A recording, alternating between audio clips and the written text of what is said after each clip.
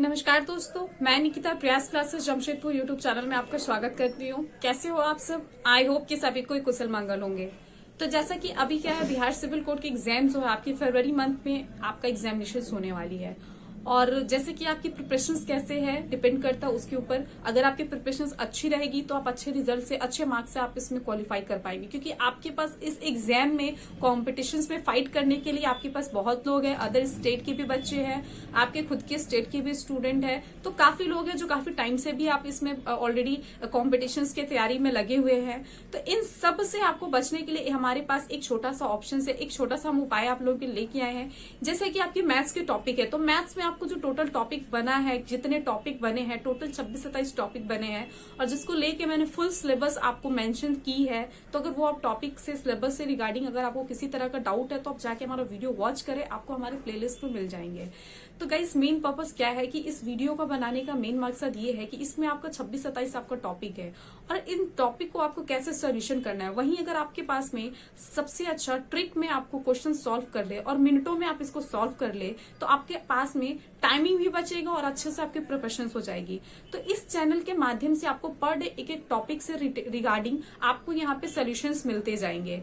तो गाइस, आप हमारे चैनल को सब्सक्राइब कर ले, अगर चैनल पर न्यू है तो सब्सक्राइब कर ले, बेल आइकन को प्रेस कर लीजिए, और वीडियो को ज्यादा से ज्यादा शेयर करें ताकि सभी के पास में आपको ये हेल्प मिल सके जो घर बैठे स्टडी कर रहे हैं, सेल्फ स्टडी कर रहे हैं, तो उन तक भी। जैसे कि अभी आज के इस टॉपिक में मैं बात करूंगी बोर्ड मास रूल के लिए, जो कि बहुत बच्चे छोड़ के आ जाते हैं। वहां कंफ्यूजन क्या होती है कि सिंप्लीफिकेशन के जो क्वेश्चन आते हैं, जिसमें आपका पहले प्लस रहेगा, माइनस रहेगा, या फिर पहले माइनस रहेंगे, प्लस रहेंगे, डिवीजन रहेंगे, चारों सेक्शंस रहेगा, और हम कंफ्यूज हो जाते हैं कि सबसे पहले हमको सॉल्व किसको करना है। और इन कंफ्यूजन में हम उस आते हुए क्वेश्चंस को हम नहीं बना पाते, हम अटेम्प्ट नहीं कर पाते, उसको वहीं पे हम छोड़ के आ जाते हैं। तो इन सब से बचने के लिए हम एक छोटा सा आप लोगों के लिए लाइक एक ट्रिक में आपका ऑप्शंस लेके आए कि अगर आप इसको फॉर्मूला जान जाए, आपको एक कैसे सेल्फ सॉल्व करना है, तो आप कम टाइम में इसको इजिली आप सॉल्व कर सकते हैं। चाहे किसी भी तरह का बोर्ड मास का क्वेश्चन हो, सिंप्लीफिकेशन का, जिसको हम लोग हिंदी में सरलीकरण भी कहते हैं, तो क्वेश्चन आए तो आप इसको इजिली सॉल्व कर सकते हैं। तो वीडियो को फुल वॉच करना है, स्किप नहीं करना है, क्योंकि स्किप करेंगे तो आप छोटे से इन्फॉर्मेशन आप इसको स्किप कर सकते हो, तो आपको स्किप नहीं करना है। और आपके अदर भी सेक्शन है, जैसे कि जीएस की सेक्शन है। अभी बहुत सारे स्टूडेंट का कमेंट आ रहा था कि क्या प्री एग्जामिनेशंस में मेंस होंगे, प्री होगा।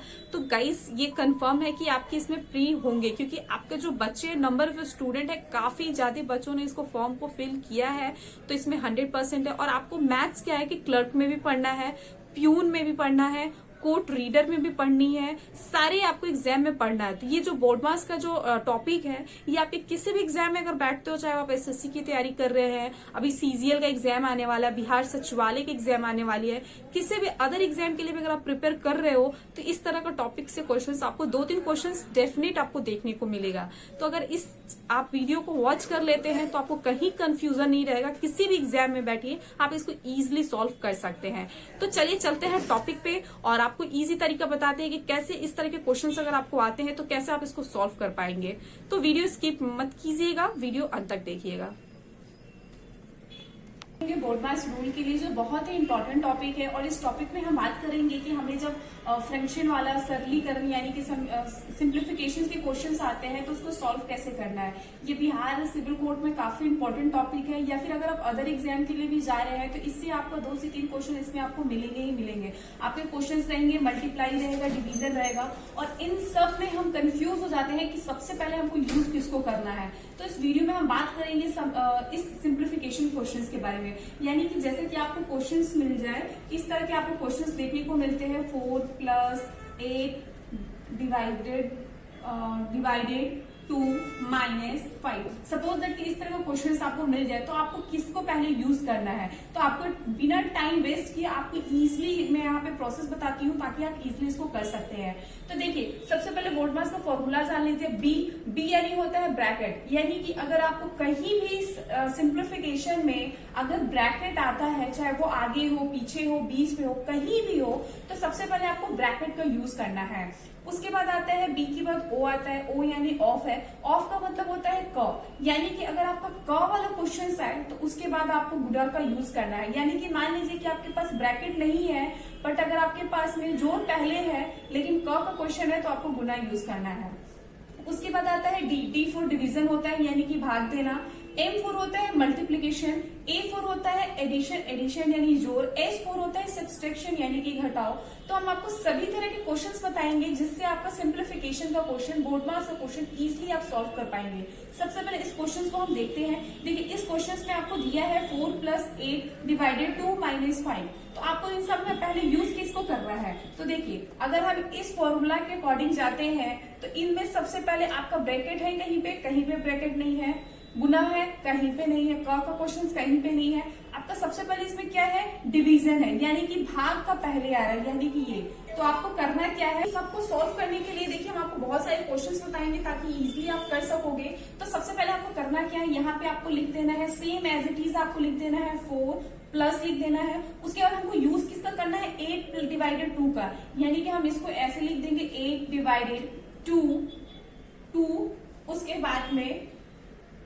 उसके बाद जो आपका आता है माइनस यहाँ पे 5, यानी कि आपने -5 लिख दिया। ठीक है, आपको एज इट इज ऐसे सॉल्व कर देना है, ऐसे लिख देना है। उसके बाद हम नीचे आएंगे, 4 को सिंपल लिखेंगे, प्लस लिखेंगे, ये आपका कट जाएगा यानी कि कितने बार में? 4 में, और 4 के बाद लिख देंगे -5।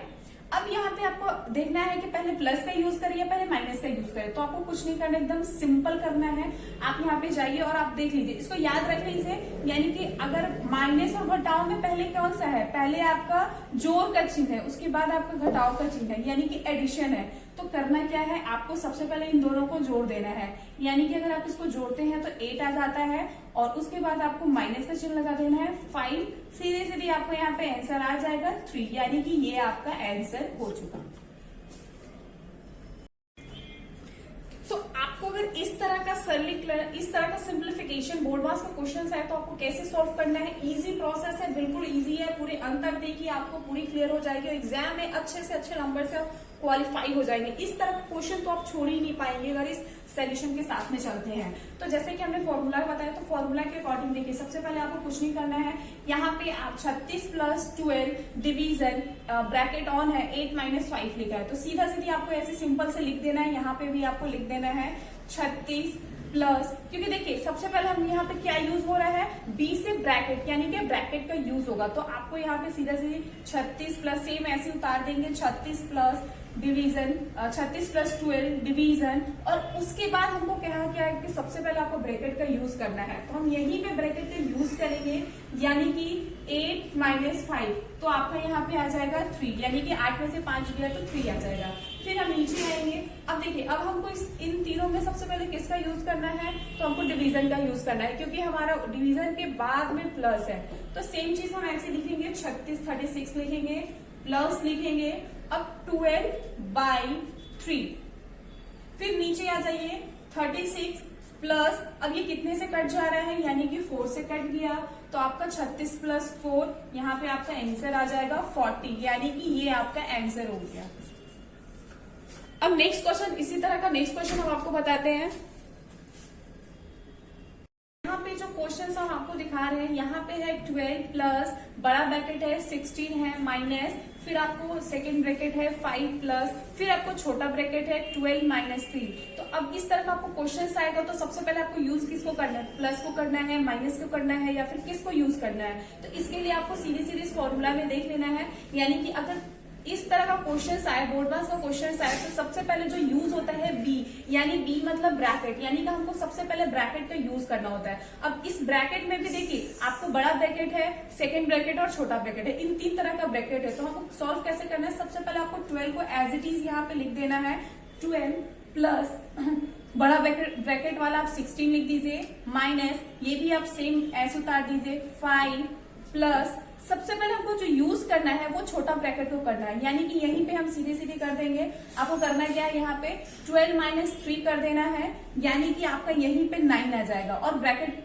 वो जो छोटा वाला ब्रैकेट है यहाँ पे ये खत्म हो जाएगा, यानी कि अब आपके पास जो ब्रैकेट बचा वो 2 ब्रैकेट बचा। ठीक है, सेकेंड ब्रैकेट और फर्स्ट बड़ा ब्रैकेट। फिर हम नीचे आएंगे, फिर लिखेंगे 12 प्लस, फिर बड़ा ब्रैकेट को दीजिए उसके बाद आप यहाँ पे लिखिए 16 और इन दोनों को ऐड कर दीजिए, यानी कि 5 + 9 हो जाएगा 14।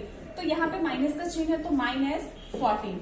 अब क्या हो जाएगा कि सेकंड ब्रैकेट भी क्लोज हो गया, अब बचा सिर्फ बड़ा ब्रैकेट। फिर नीचे आइए, इसको लिखिए 12 प्लस, अब देखिए प्लस माइनस में किसको यूज करना है, तो आप यहाँ पे देख सकते हैं कि पहले आपको एडिशन यानी का जोड़ का यूज करना है, उसके बाद आपको माइनस का यूज करना है।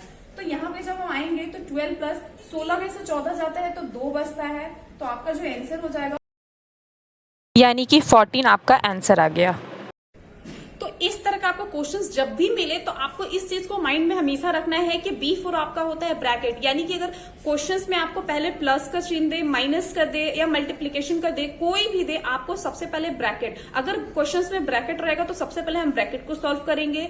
उसके बाद आता है आपका O, यानी कि क वाला क्वेश्चन रहेगा तो मल्टीप्लाई, अगर क वाला क्वेश्चन नहीं है तो उसके बाद आता है D, यानी कि बोर्डमास का जो फॉर्मूला है BODMAS, यानी कि इस फॉर्मूला के अकॉर्डिंग चलना है। तो आपको D फॉर डिवीजन होता है, यानी कि डिवीजन को आपको सॉल्व करना है। जब आप डिवीजन को सॉल्व करेंगे उसके बाद आपको मल्टीप्लाई का मिलेगा, उसके बाद आपको प्लस का मिलेगा और फिर आपको माइनस का मिलेगा। तो मेनली क्या है कि अगर इस फॉर्मूला के अकॉर्डिंग चलेंगे तो आपको किसी तरह का सिंप्लीफिकेशन आपको क्वेश्चंस मिलेगा तो इजीली आप सॉल्व कर सकते हैं, अच्छी तरह सॉल्व कर सकते हैं। तो गाइस फाइनली मैंने आपको बिहार सिविल कोर्ट या फिर अगर अदर एग्जाम के लिए प्रिपरेशन कर रहे हैं तो इस टाइप का क्वेश्चन आपको डेफिनेटली आपको 2 से 3 क्वेश्चन मिलती हूँ नेक्स्ट वीडियो में। तो वीडियो को प्लीज ज्यादा से ज्यादा शेयर कीजिए और अगर आप चैनल पे न्यू है तो सब्सक्राइब करना बिल्कुल ना भूले, बेल आइकन को प्रेस करते और किसी भी प्रकार के अगर डाउट्स है तो कमेंट सेक्शन में जरूर पूछिए और प्लीज वीडियो को ज्यादा से ज्यादा शेयर करिए। Thank you so much.